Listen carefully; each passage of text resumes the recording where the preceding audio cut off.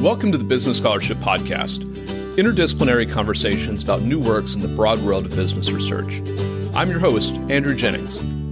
If you like what you hear today, please consider subscribing to the podcast or sharing with others who might like it too. And if you have ideas for future episodes, let me know. My email address is andrew@andrewkjennings.com, and I look forward to hearing from you.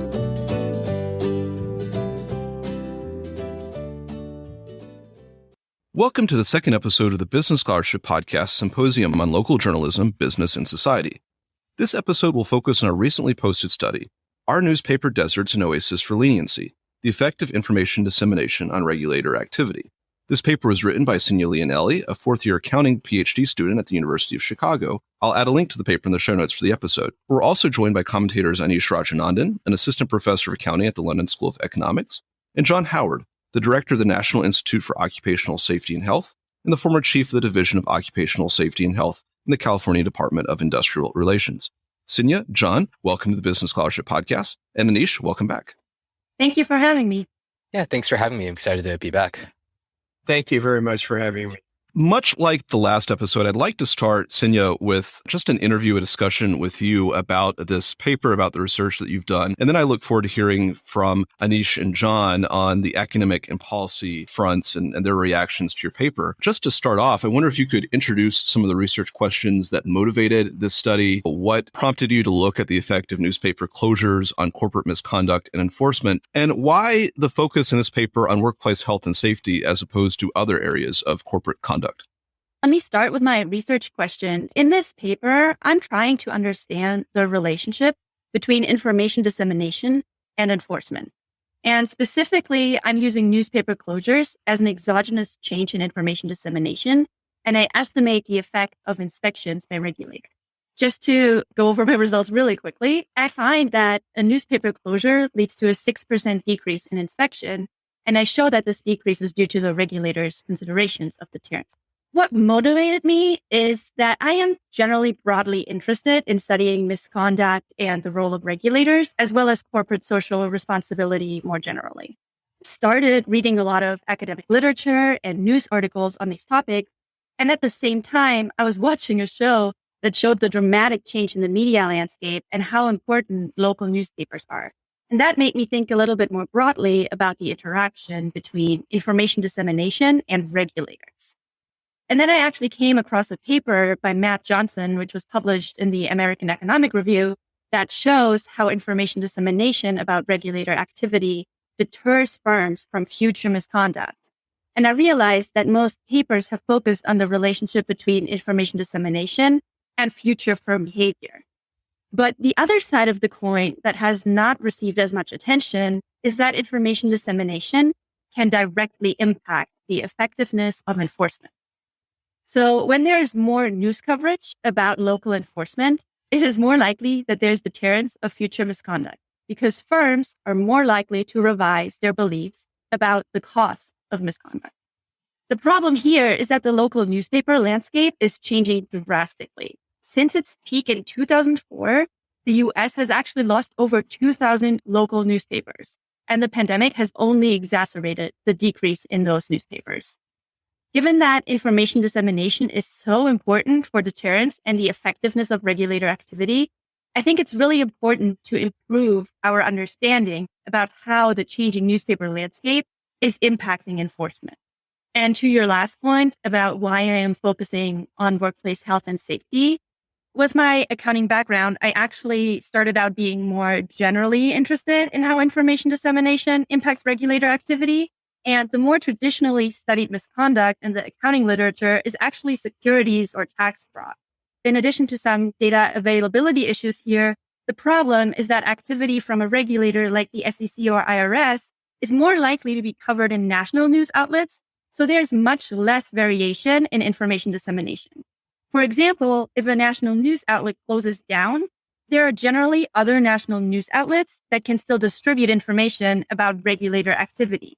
So it's unclear whether that would significantly change information dissemination. And also, a change in national news outlets would impact all firms and regulators at the same time, making it very difficult to estimate the effect of information dissemination by big news outlets on regulator activity. So this is where misconduct related to workplace safety and health provides a really nice setting for the identification of the effect, because most of the enforcement that OSHA engages in is not covered by national news outlets, but rather by small local newspapers. Workplace safety and health is a topic that applies to all firms to some extent, even before the pandemic. And misconduct in this area can have very serious consequences for employees, including injuries or even death. And workplace incidents happen quite frequently, and considering all injuries and death at the workplace, it's been previously estimated that the total yearly cost of that is over $250 billion. And this does not even include any fines assessed to the firms by OSHA, which is the federal regulator that enforces workplace safety and health standards in the US.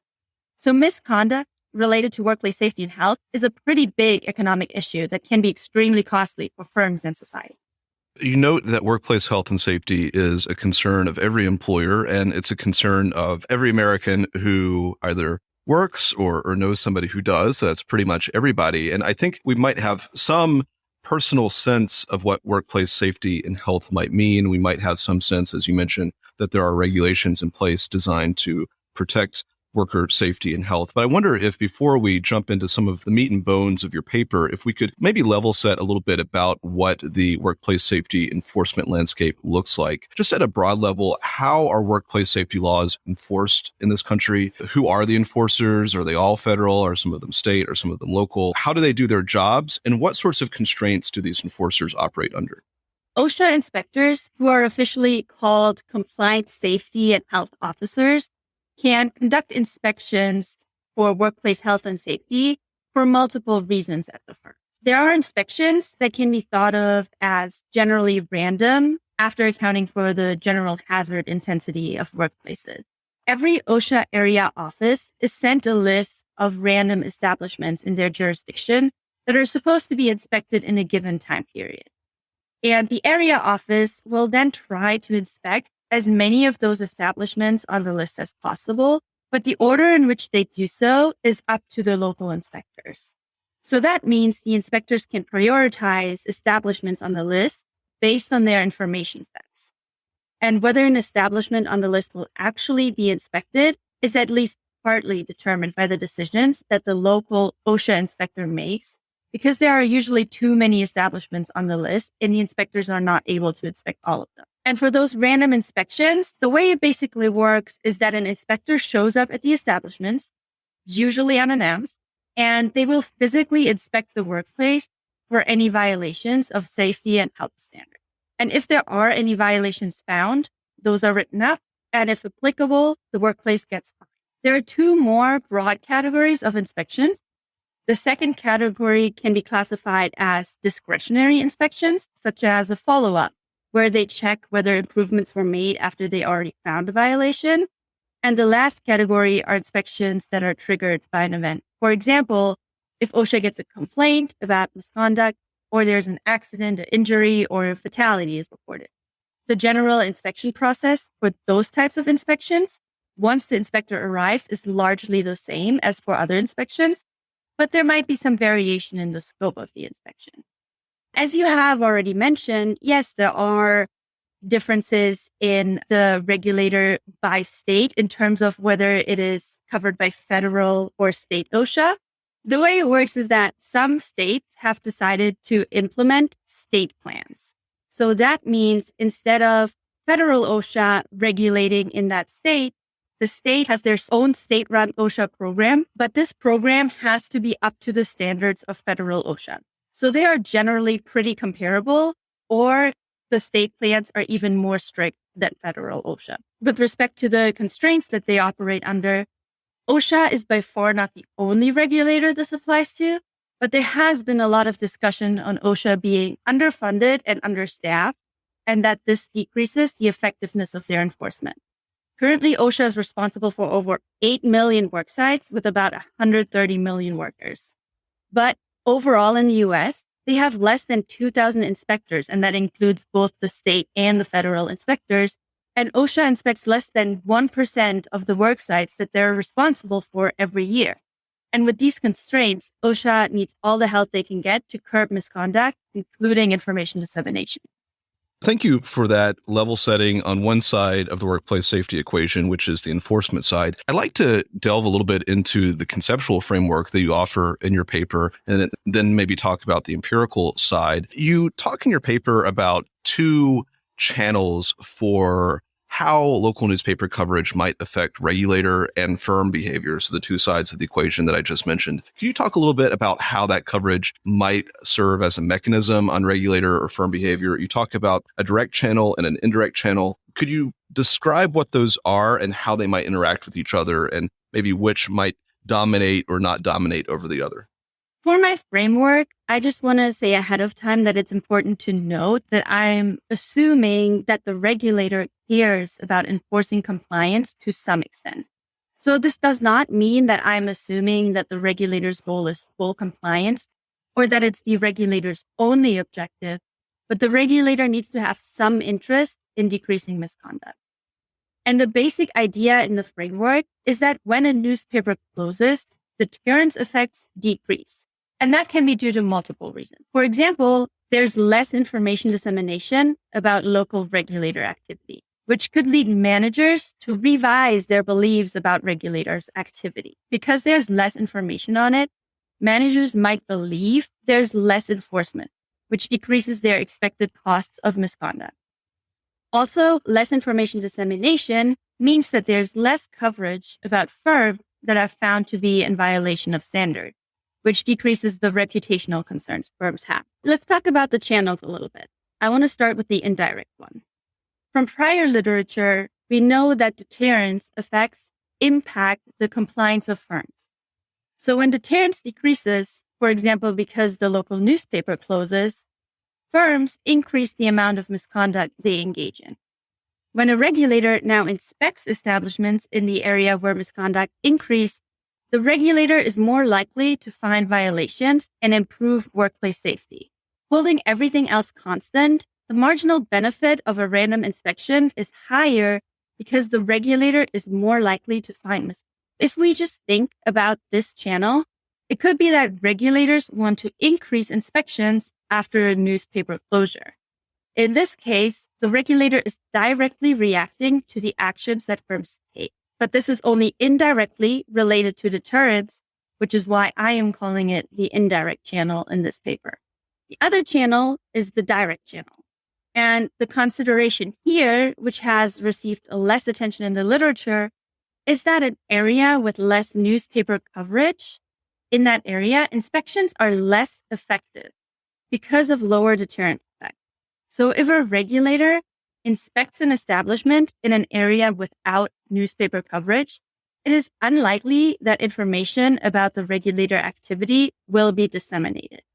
While a regulator activity might lead to future deterrence of misconduct at the firm that was inspected, the lack of information dissemination means that other local firms are unaware of the inspection, and there's no widespread deterrence of misconduct for other local firms.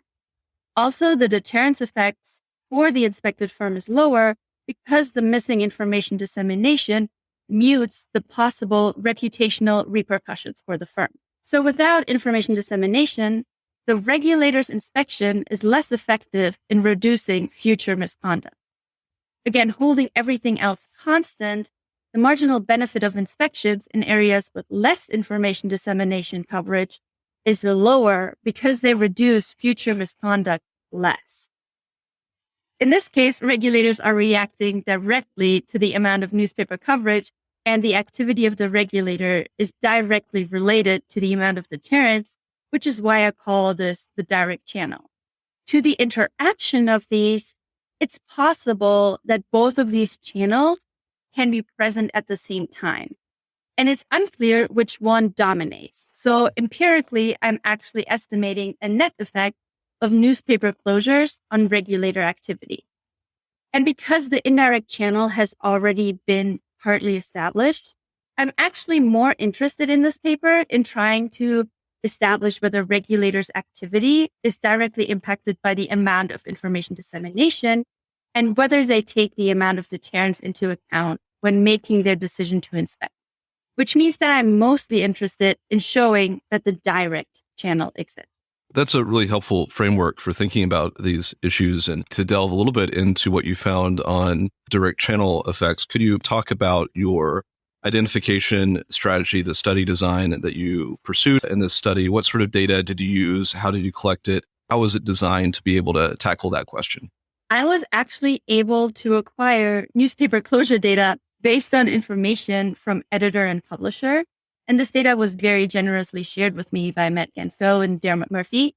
And I then supplemented this data with information from the U.S. News Desert Project. And using all of this data, I identified county years with a net decrease in the number of daily newspapers.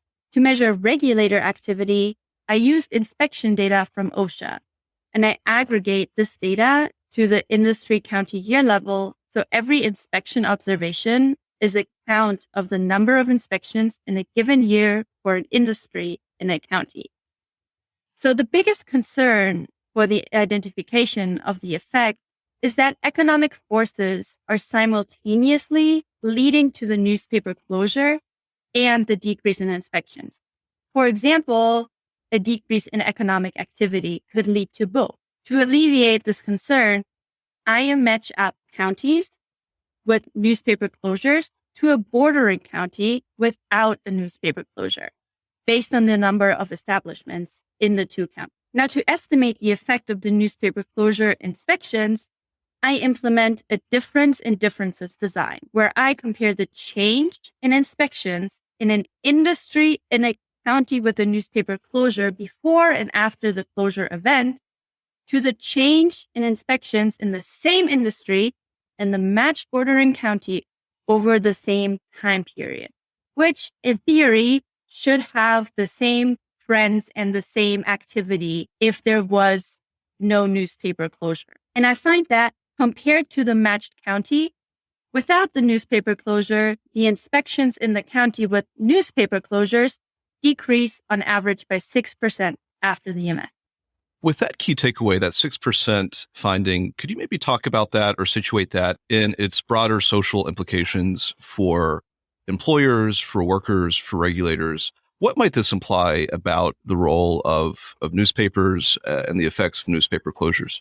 I think that the most important message from my study is that information dissemination and deterrence are crucial for enforcement, and that regulators do, in fact, take this into account when making their enforcement decisions. I also think that my study reinforces the importance of local newspapers for enforcement. We already knew that regulators are resource constrained and only conduct enforcement actions at very few establishments, which means that the deterrence stemming from a possible inspection is pretty low. With the continuing decrease of the number of local newspapers, which has been exacerbated by the pandemic, the amount of deterrence stemming from information dissemination is decreasing as well, which decreases the effectiveness of regulator activity even further. We are also running the risk of creating enforcement deserts if regulators decrease their inspections in areas with newspaper closures. So if regulators want to counteract this, they need to find a way to increase deterrence in this changing news landscape. For example, regulators might want to find a way to increase the information dissemination about their local activity when the local media coverage is sparse to preserve the effectiveness of their inspection.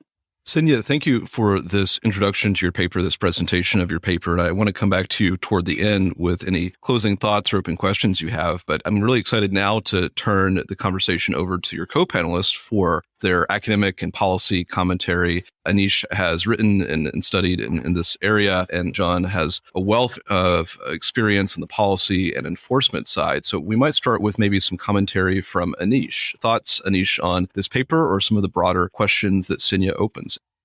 I guess I have a number of thoughts, some of which are more technical, some of which are more conceptual, some of which I think would help you, Senya, sell the big picture a little bit more convincingly. I'll try to go light on the technical stuff. We can always take some of that offline. Broadly speaking, I think I'll just be brief. Broadly speaking, I think you could probably do more to rule out the idea that regulators are shifting their behavior because of career concerns. I think this is one thing Senya alluded to briefly, and she touches on in the paper, and to her credit does take a stab at. I just think more could be done in the sense that one reason you could see shifts in enforcement is, as Sinia says, regulators trying to sort of re-optimize, given that you're resource constrained, you know how far an inspection will go, right? Where, in which counties or in which location, a newspaper can amplify the inspection deterrence effects, and in which places you don't have these deterrence effects. Now, one alternative explanation that Sinia alludes to in the paper, and maybe a little bit just now, is the possibility that regulators are also trying to go into places where and make sure that they're conducting inspections in places where the local newspaper isn't going to run a sting about what happened at the local plant, why wasn't OSHA there. I agree with the broader point that maybe local newspapers aren't quite as critical as, for example, the Wall Street Journal or the New York Times might be of OSHA failings when they occur. But I think this is something you could maybe do more to rule out convincing. We can talk offline about that. I don't want to get too into the nitty gritty. One thing that I think would also be useful to see is, I think this is actually a really cool idea. And I think this, Sinia referred to this Matt Johnson paper on showing that when OSHA started publicizing its violations through these press releases, it gave local newspapers this source material that they needed to amplify this. And it actually had a big difference on the violation rates of local facilities. So the opposite side of the coin is, what happens if OSHA starts putting out press releases, but there's just no one there to take those and do anything? So I think conceptually, this is an important thing. Now, one thing that I also wanted to suggest, which is not really statistical, not really conceptual, but one thing that I always like to do and that I'm increasingly starting to do in my own work on this subject, I've found that OSHA inspectors and OSHA, if you just ring up the local OSHA office, they tend to be pretty happy to talk to you about their job. And of course, they're not going to give you confidential information about any specific inspection. But I found when you ask someone, what do you do? They're often quite happy to answer. So one thing that I think could be, and in some of my own work, I have a paper about OSHA that I think was alluded to. And one thing that Tom, my co-author, and I found extremely helpful in that setting was we just called up a bunch of OSHA offices and started asking about, hey, how do you share records with each other? What gets shared? What doesn't get shared? What do you like about your job? What do you not like about your job? And we actually got a wealth of information that way that completely reshaped our paper. And so one thing that you could maybe do is you could call up some of these offices and just ask, how do you use information? Do you know where there's a local newspaper? Do you think these newspapers are useful? Do you read them yourselves? Look for leads? Do you ever get whistleblower tips from the newspapers? Do you think that these newspapers have a kind of help you do your job? Basically, do you see these newspapers as complementary to what you do or substitutes? Because one thing that you could also imagine happening, and I don't think your results necessarily support it, is that you can imagine regulators just moving along with newspapers, just because when newspaper closures might happen in places where there's also a decline in local economic activity. And I know you have some econometric techniques to try to rule out that explanation, but I think you could also it'd be helpful to me if you could triangulate that conceptually. But I don't want to take up too much time. I'm actually super interested in hearing from John as well, and I'm happy to have a bit of a back and forth. On net, I think it's an interesting paper. I think there's a lot you can do with it. I think it's a super promising kind of start. And I'm happy to take more online, offline, and to see where this goes. And so just to summarize, I don't have too many quibbles with methods. I think it's well executed, solidly run. I just think my biggest suggestion would be to bring in this kind of real world experience. If you have time to go get IRB approval and formalize this, that's great. If not, just have some chats. But I just think there's a lot you could do by really tying in your empirical findings to someone from OSHA kind of corroborating your evidence. Anish, thank you for that commentary. And as you mentioned, it can be incredibly helpful to also talk to people on the ground who have the direct experience in some of the areas that we're researching. And I think we're really fortunate to have John Howard with us to offer some of that direct on the ground experience and perception from his work with the California OSHA plan. Oh, thanks. And thanks to the academicians here, which I am not, for first of all, Sinja for a great paper and for Anish for his work in this area. As somebody who headed a state plan, the largest state plan in California, I'm just thrilled that academicians are turning their tremendous talents to looking at the occupational safety and health issues. It's something that has occupied my entire career, not studying it, but actually doing it. So it's always fascinating to hear from folks who have studied what I have basically lived for the last 20 years. There's only one issue that I would mention under Anish's technical kind of thing, and that is the issue of local newspapers. I agree, wonderful thing to study. There's also a trade press that's associated with occupational safety and health, which has significant dissemination throughout the occupational safety and health community, especially to practitioners of safety and health. And I think that's an important area also to study. I just think it's terrific to be able to look at the behavioral incentives for corporate conduct in safety and health. For us that work in the regulatory enforcement arena, we basically do three things. One is we set standards that are subject to citation and violation. We also then enforce those standards. And then thirdly, we also provide consultation to companies on how to comply best with OSHA regulations, both in federal OSHA as well as the 22 state programs. In terms of the behavioral incentives that are sort of a smorgasbord, if you will, clearly the regulatory enforcement, the imposition of civil penalties, and in the case of some fatalities, even criminal penalties, stands, I think, first. We always talk about it. It's what the system is designed for. Workers' compensation really is an insurance system that comes into play. Employers usually don't pay that much attention to it because they're insured for it. There are rare situations in which lawsuits can be filed against the employer for wrongful death. Those are exclusive to workers' compensation, very rare. There's also the general employee morale and degradation of employee culture or safety culture when citations are levied against an employer. But the one that I think the study is really centered around is reputational damage. And it's something that I think we need to quantitate a little better. And I think this program that is talking about with the issue of intermediaries to reputational damage is having your company's name in a local newspaper. I think that is a significant, at least in my experience, something that employers do not like. It puts them in a difficult position vis-a-vis their competition if it's widely disseminated. And also, a newspaper article can lead to a state legislative hearing. It can also lead to organizing stakeholder against that particular company. So it has some follow-on effects that can be significant. And in my experience, it can be just an article reporting an OSHA inspection with violations. It can be an op-ed piece that someone does,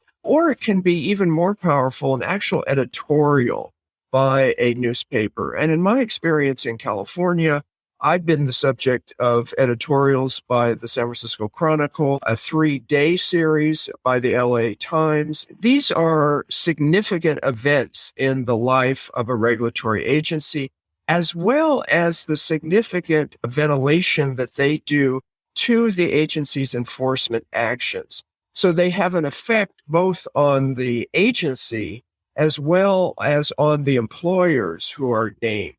And I think then on the converse side, what I suffered from in California was when nobody was interested, no newspaper was interested in what we were doing. And that really was a very difficult thing for us in the agency because we want to make sure that the deterrence effect of that one inspection could reverberate in a community of a particular industry where we find violations that others in that industry may want to look inside their own companies and see problems and correct them before someone like an inspectorate visits them. So I think there's a lot here. It's really an exciting area to research, and I hope that both of you continue in this area so that we can improve the occupational safety and health standard setting, standards enforcement, and consultative service. Thank you. Thank you to everybody, Senya, Anish, John, for your contributions up to this point. And now I want to turn the floor over to you all. Senya, I might give you the first stab at any thoughts or questions or responses you have for your co-panelists. And then after that, I welcome John and Anish to offer their own thoughts for either you or for each other, or to have perhaps a conversation. Thank you for all of the comments. I really appreciate it. And I totally agree that the reputation channel is a possible alternative explanation of my story. And I really appreciate all of the thoughts that you have given me here. I just want to point out one small thing here that I think is relevant for my study is that I am looking at small local newspapers. And this is important because they generally do not criticize or run an editorial like that on OSHA or on a specific regulator or a specific inspector because they simply don't have the resources to do so. I think that in my specific setting, this might be less of a concern and is why I'm not necessarily finding that this actually has an impact on my results. But I totally agree with you that in other settings or when we're starting to look at bigger newspapers that can actually impact reputation of a regulator, this becomes a much more important channel to also look at. And I think it would be super interesting to understand how information dissemination and the deterrence and the reputational channels work in other settings and for other regulators. So I really appreciate you pointing that out and giving me comments about that. It's really helpful. So the one slight pushback I'd want to give is I buy that the local newspapers don't necessarily directly criticize OSHA through editorials. Right? That seems consistent with what I've seen as well. But you could imagine the following scenario, right? Where the local newspaper writes about something having gone wrong in a factory or facility. And then the newspaper itself doesn't do any criticism, but it just says, look at this company doing this bad thing. But internally within OSHA, for example, some inspector gets asked, hey, why didn't you go over there? Why didn't you catch that? Or where were the signs? So I can imagine the reputational damage, not necessarily, the newspaper doesn't necessarily have to do the criticizing itself. It just has to bring the facts to light that enable criticism, whether it's from, could be local politicians saying, where's OSHA? Could be people within OSHA asking each other what happened. So I think I agree with you that local newspapers are very different from national newspapers, but I think you want to be careful with that argument because it doesn't have to be the newspaper that's the one doing the criticizing.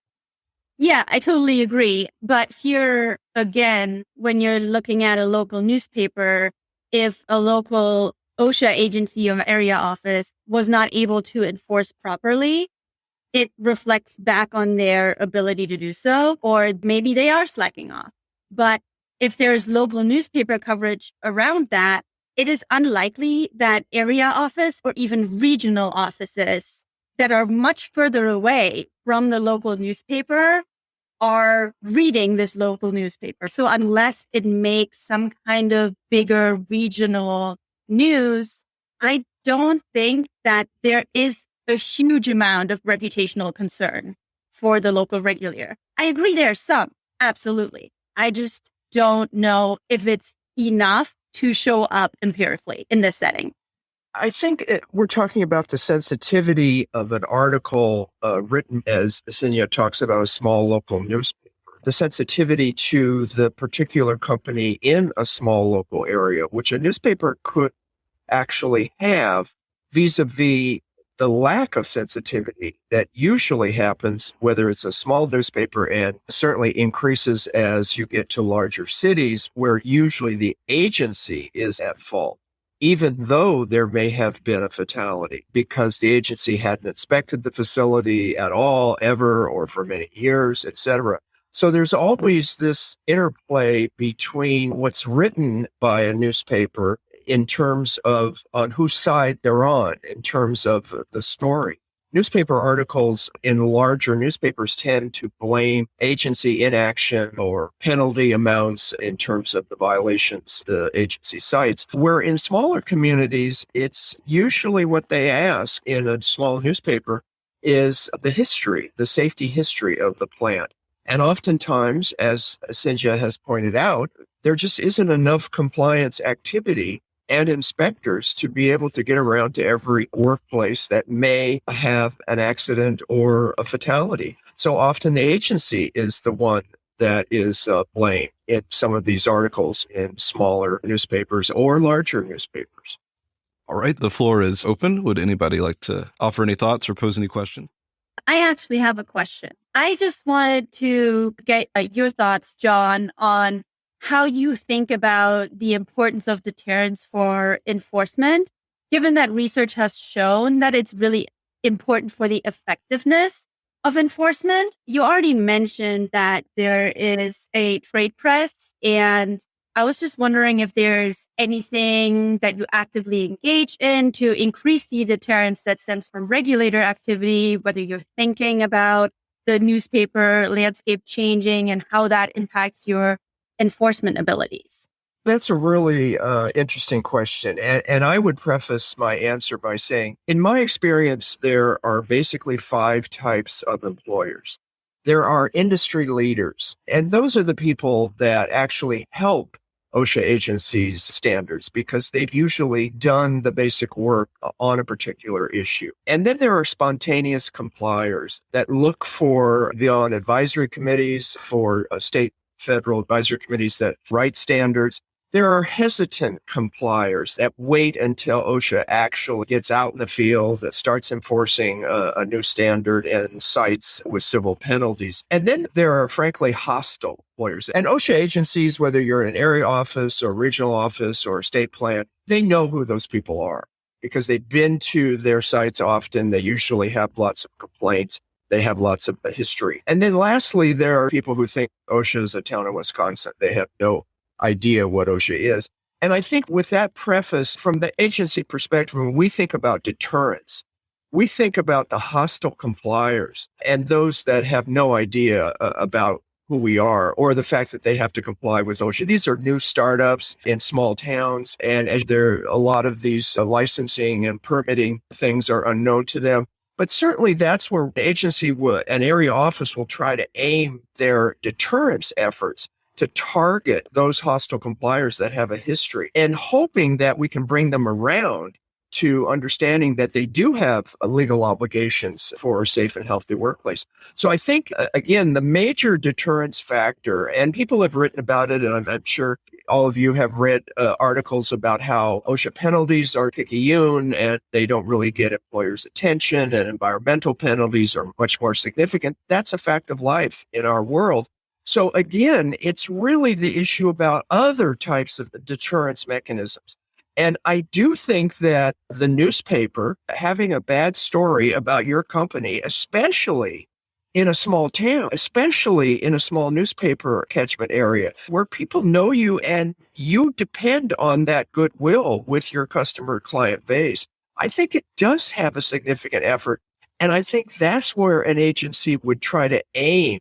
And often I have tried to talk newspapers in smaller cities in California for writing more about what we do in their area. And sometimes they're interested and sometimes they're just not interested. That makes a lot of sense.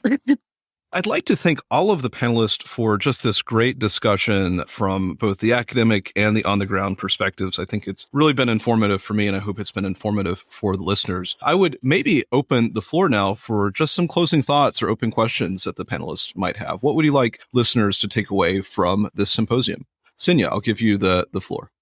Thank you. I think overall that my study is just helping in understanding how important information dissemination and deterrence effects are for enforcement. And we have heard about how the regulators are resource constrained and that local newspaper coverage actually matters for their enforcement actions. So I think that kind of corroborates a little bit with my story that I'm trying to show here in this paper. Given that the newspaper landscape is changing so much, I think it's really important to understand what the possible repercussions could be for enforcement effort. I had already alluded to this earlier, but an open question is how what I have found applies to other settings or other regulators. Because I think that information dissemination can be a big part of deterrence for most regulators, it's really going to be interesting to see in what ways this kind of story is applicable and holds in other settings and for other regulators. So that would be really interesting for me to see. All right. Thank you. Anish? I don't really have too much to add beyond that. I just wanted to chime in on that last point where I think one of the biggest things you could do, and it is not so much something to do in this paper empirically, but just in terms of what can we take away. It'd be helpful to think about, in as much as you find an effect, what are the institutional factors that lead to your effect being in place? So for example, I don't think you'd find something similar with the SEC just because, and I think you might have pointed this out at one point, SEC actions are rare and really high profile, so they're naturally, no matter what happens, there's going to be a huge amount of news coverage. Maybe more importantly, SEC actions tend to go after the firm as a whole, not individual branches or individual facilities. Geography doesn't matter so much. So I wonder, given this confluence of factors that you need for you to find an effect, you need regulators that are tasked with investigating local branches of companies, not the whole company's like head office. You need something that, one of the things that always irks me about the workplace safety setting is how little press it gets in the public. Just in general, given how serious these issues are, you don't see it as much in the big newspapers as you'd like to. So you need a setting where you almost have something that's being undercovered. So I'd just be helpful to think about, without running these tests yourself, because that's not your paper, what are the agencies that you think would be most likely to have similar things going on inside? Do you think you'd see this in other branches of the Department of Labor? Do you think that, for example, the EPA might wind up with, as you say, not just information deserts, but regulatory deserts? What are the other types of misconduct out there that you think are most susceptible to this idea of regulatory deserts that are local information driven? And I think this is something where, again, you don't have to run anything empirically, but just in terms of what do we take away? How is the external validity of the paper? Ways you can go and just inform the reader, beyond OSHA, why should somebody care? And this is maybe more an academic's take on it. If you ask John, for example, I'm sure John will say, well, this is about workplace safety. What else do we need? And to some extent, I'm sympathetic with that. But just in terms of pitching this to a broader academic audience, right, I think you have more going on here than just something speaking to workplace safety. And I think you should just make sure to play that up. All right. Thank you. And John, final words? Sure. First of all, I want to thank Cynthia and Anish both for delving into the area of occupational safety and health. We need all the help that we can get. And I would encourage both researchers and others to look at not just the print media and how OSHA can get its message across by using various social media platforms. Because I think that there is at least I imagine that there's a greater audience for understanding the role of occupational safety and health within a company. So I hope that someday we can see a paper from Cynthia on that issue. All right. I'd like to thank all of our panelists. I'd like to thank our listeners for listening to this second episode of the Business Scholarship Podcast Symposium on Local Journalism, Business, and Society. This episode is focused on Cynthia's recently posted study, Our Newspaper Deserts and Oasis for Leniency, the effect of information dissemination on regulator activity. Our panel has been Cynthia Leonelli, a fourth-year accounting PhD student at the University of Chicago, as well as Anish Rajanandan, an assistant professor of accounting at the London School of Economics, and John Howard, the director of the National Institute for Occupational Safety and Health, and the former chief of the Division of Occupational Safety and Health at the California Department of Industrial Relations. Cynthia, John, Anish, thank you so much for joining the Business Scholarship Podcast and the Symposium on Local Journalism, Business, and Society. Thank you. Thank you. Thank you.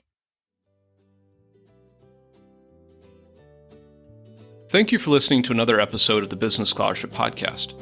If you like what you heard, please consider subscribing to the podcast or leaving a rating on your favorite podcast app, or let other people know about it too. If you have suggestions for future episodes, please let me know. My email address is andrew@andrewkjennings.com, and I look forward to hearing from you. Until the next time, I'm your host, Andrew Jennings.